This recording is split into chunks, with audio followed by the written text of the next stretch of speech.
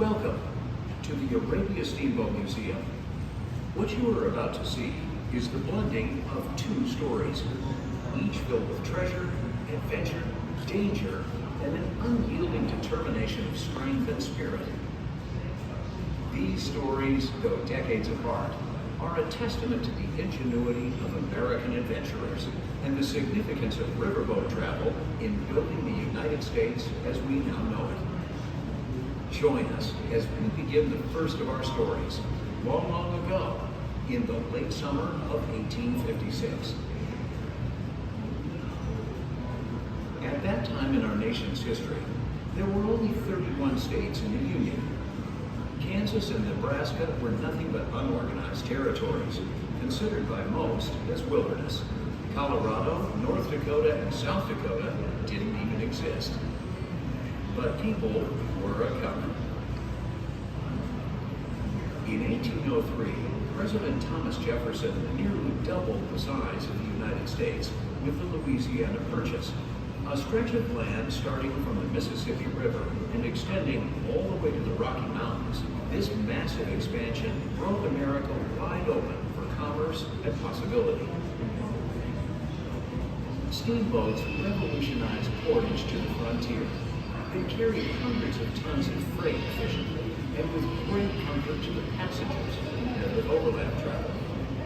There were activities on board and ample time to relax and converse with other travelers. But river passage had its drawbacks.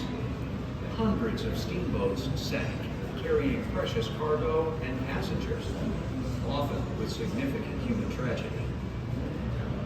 Despite the dangers, if you wanted to travel in luxury, if you had tons of cargo to transport, or if you were looking for adventure and scenes of an untamed Wild West, traveling aboard a riverboat vessel was one surefire ticket to the adventure of a lifetime. One such vessel was the Steamboat Arabia. Built in 1853 in Brownsville, Pennsylvania, this side-wheeler was capable of carrying over 200 tons of cargo and voyagers.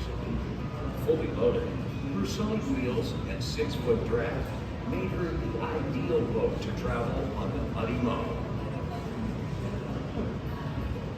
In late August of 1856, the crew of the Great White Arabia began the backbreaking task of loading the vessel with 200 tons of freight for its 1,200-mile round-trip journey along the wilds of the Missouri River.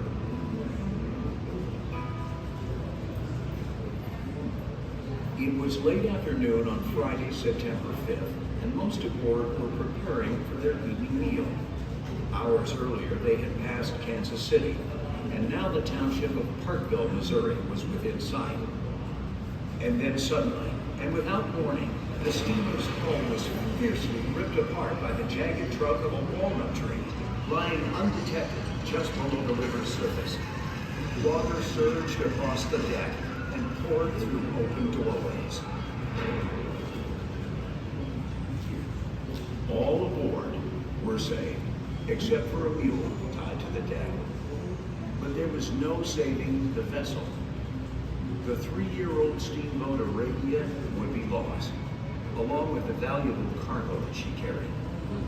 Supplies, personal heirlooms, clothes, everything the passengers had thoughtfully brought to begin a new life out west was gone.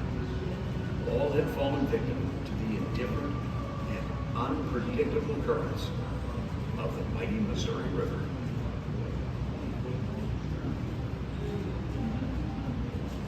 Over time, the river changed course, leaving the hiding place of the Arabia 45 feet beneath a Kansas farm field, and it was mostly forgotten, entombed for decades, deep in the river's gray mud and far, far away from human reach. But what of her treasure? Some said she carried gold, others said fine china. What was actually there was shrouded in mystery for decades. That is, until one family and their friends set out on an adventure of their own to rediscover the sunken steamboat and its cargo of lost treasures.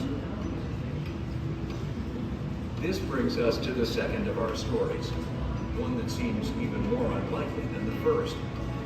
And it all started with a broken air conditioner. Move on to the next station, where the story will continue.